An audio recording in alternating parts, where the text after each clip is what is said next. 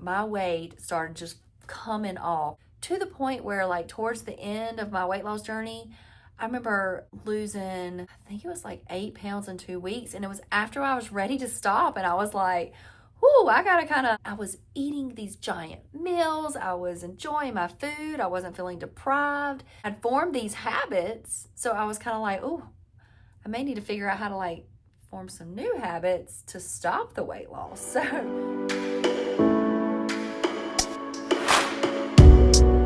all right, so today we are going to talk about foods that support our metabolism. These aren't miracles. You can't just eat whatever you want and just eat these foods and suddenly you're just going to drop the weight. But these foods do support our metabolism. So the first thing I want to talk about, we kind of touched on earlier, is how do we increase our GLP-1 naturally? One of those things is fiber, increasing our fiber. So hopefully since the first episode, you have been working on that, increasing your fiber, because we really talked about that. The other thing that helps increase our GLP-1 is really having a healthy gut.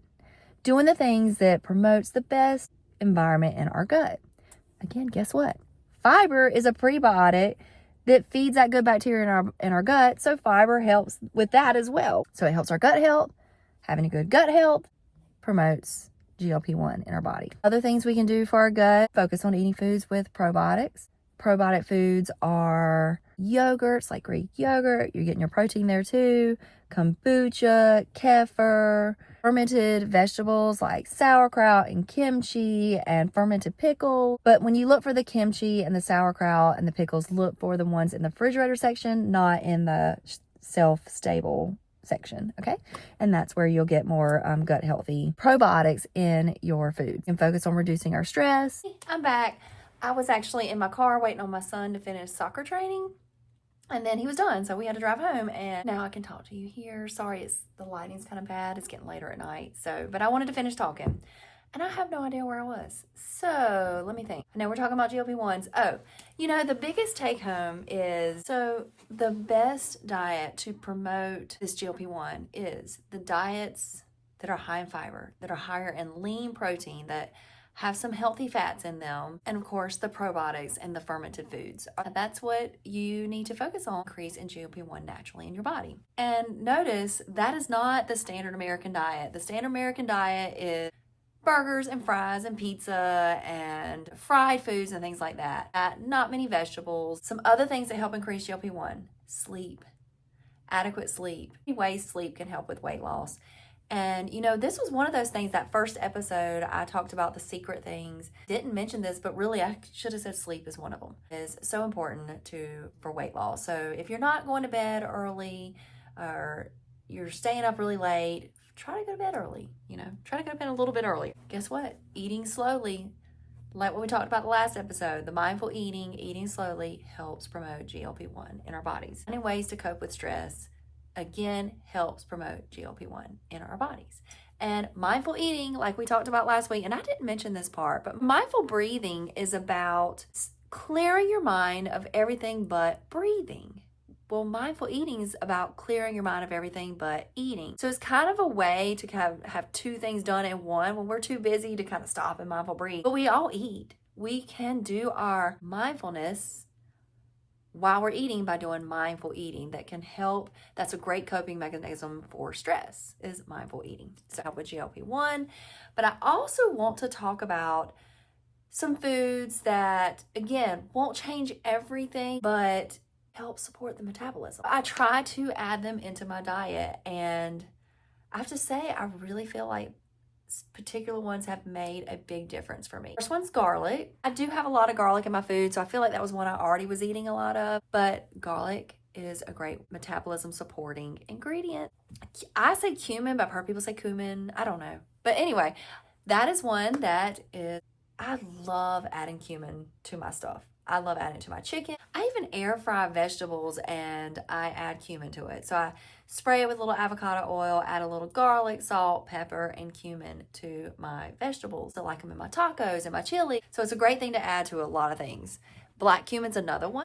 I never can find black cumin in the stores, but I order it, and I order a big old thing of it. delicious. Black cumin tastes really good in the same meals that regular cumin tastes great in. So I just add both of those. Ginger's another good one. I don't have that in as much of my foods, and I'd like to add it more. I like to add it to like my poke bowls, my spring rolls, stir fry. What did I make the other day? And I was like, oh, I should have added that to it. Oh, I know what it was. It wasn't I made something.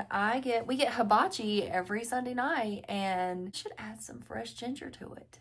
You know, that's a way to add it. I'm always trying to find ways to add things in. Green tea is a huge one. It's such a good tea. Green tea has so many benefits. I actually started adding green tea to my skincare routine because I was having a hard time figuring out where to fit it in. It's called habit stacking. And studies show that when you add a habit to something you already do, you'll stick to it easier. Again, that's something we're going to talk about later. But for me, and actually a client helped me with this because I kept saying, I need to drink more green tea. And I keep thinking, maybe I'll sit and relax at night and drink it, but I just wouldn't do it. I knew that I do a big skincare routine, which we will go over that too, because after 40 glow up has to do with our skin as well. But I added drinking green tea to my skincare. So like I'd wash my face and put on my cream, take a sip of green tea. Or put on my cleanser, take a sip of green tea. Then I put on whatever cream I have, then I take a sip of green tea. Does that make sense? So I would do it in between each thing, and it really worked. Green tea can promote weight loss. More to it, green tea also can help us feel a little bit more alert. We don't feel drowsy. It doesn't really affect our sleep because it doesn't have as much caffeine in it as some other things.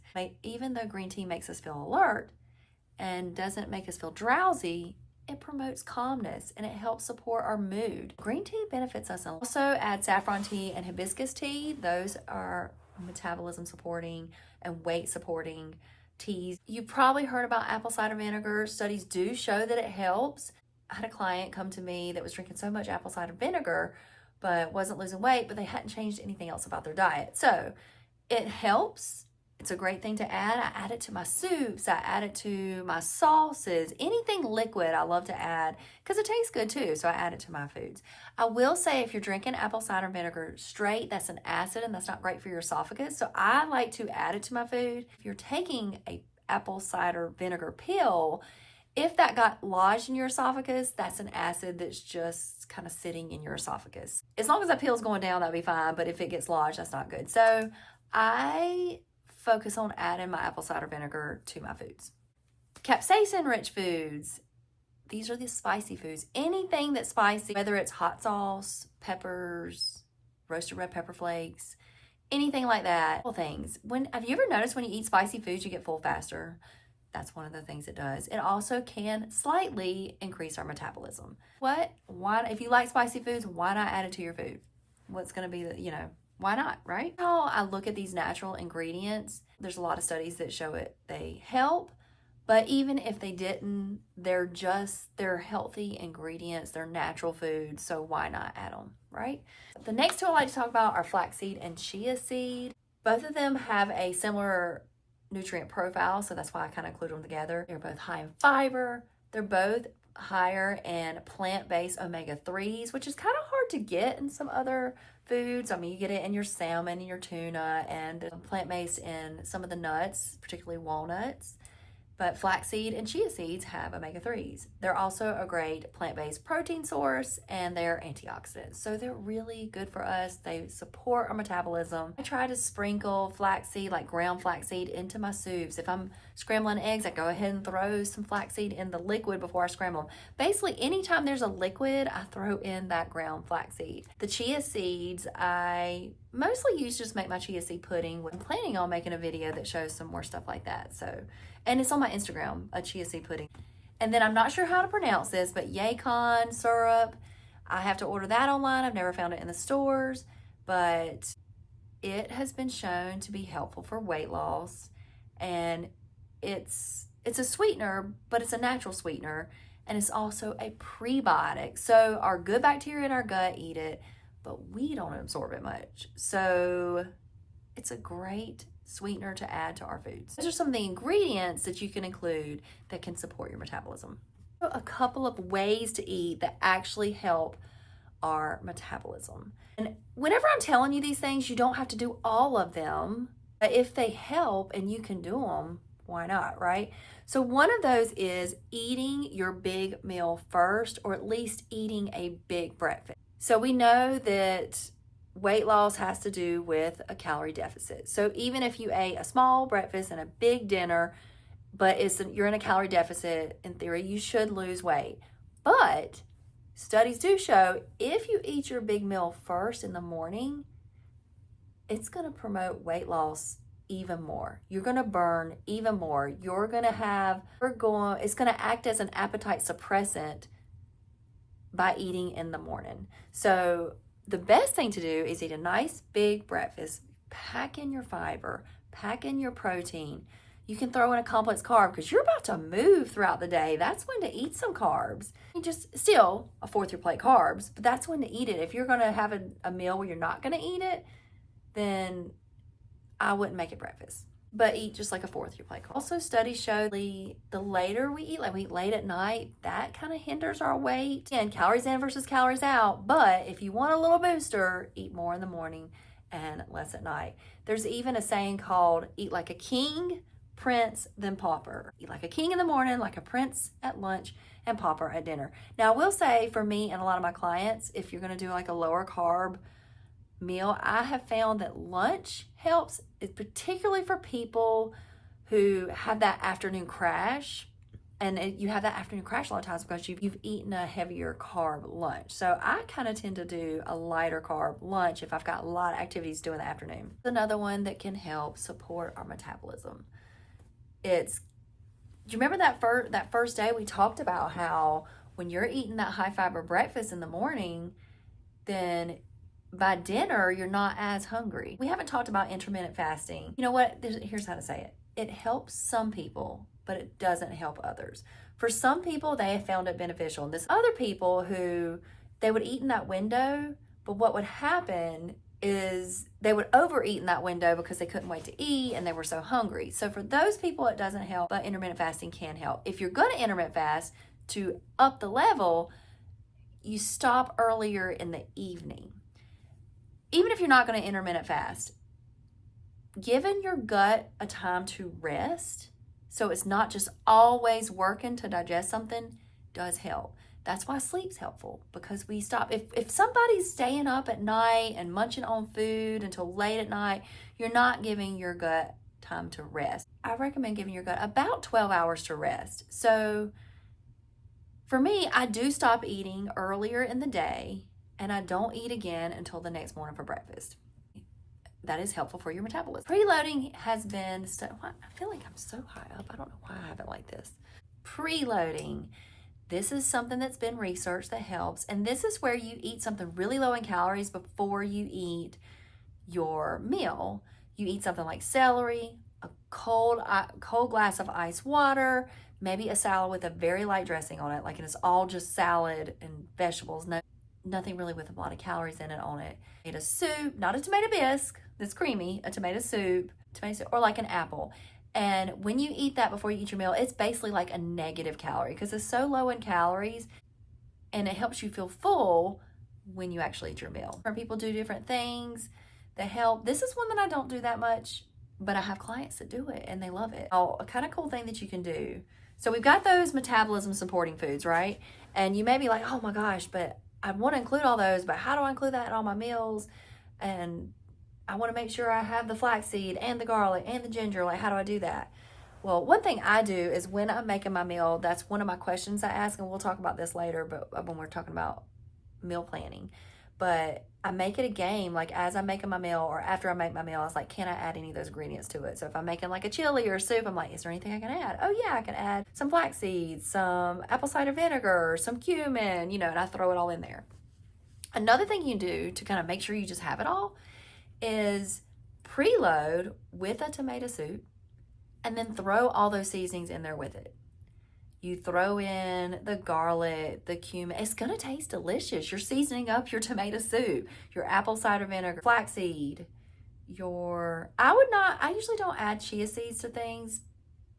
I use it mostly for my pudding. I do the flaxseed when I add it into stuff. Spicy, add a little hot sauce or roasted red pepper chili flakes into that soup. So you're getting 2 for 1. You're getting the preload and all those metabolism supporting ingredients in the soup right before you eat your meal. So that's a strategy right there as well. Those are some ingredients that help support our metabolism. Some of them have a bigger impact than others, but again, they're healthy, so why not just throw them in there? I will say, I have really started doing these, and I don't know. I mean, when you do a lot at once, you don't know what the biggest effect, right? But I do know my weight started just coming off to the point where, like, towards the end of my weight loss journey, I remember losing, I think it was like 8 pounds in 2 weeks. And it was after I was ready to stop. And I was like, whoo, I was eating these giant meals. I was enjoying my food. I wasn't feeling deprived. So, and I'd formed these habits. So I was kind of like, oh, I may need to figure out how to like form some new habits to stop the weight loss. I will say I add a lot of these metabolism supporting ingredients into my foods. I drink green tea at night, and I follow that formula that we talked about earlier, the formula for weight loss when I'm building my plate. And I cut out some of those secret hidden things that we do that makes the weight creep up. Can't wait for next week. I can't remember what we got next week, but it's something good, I promise.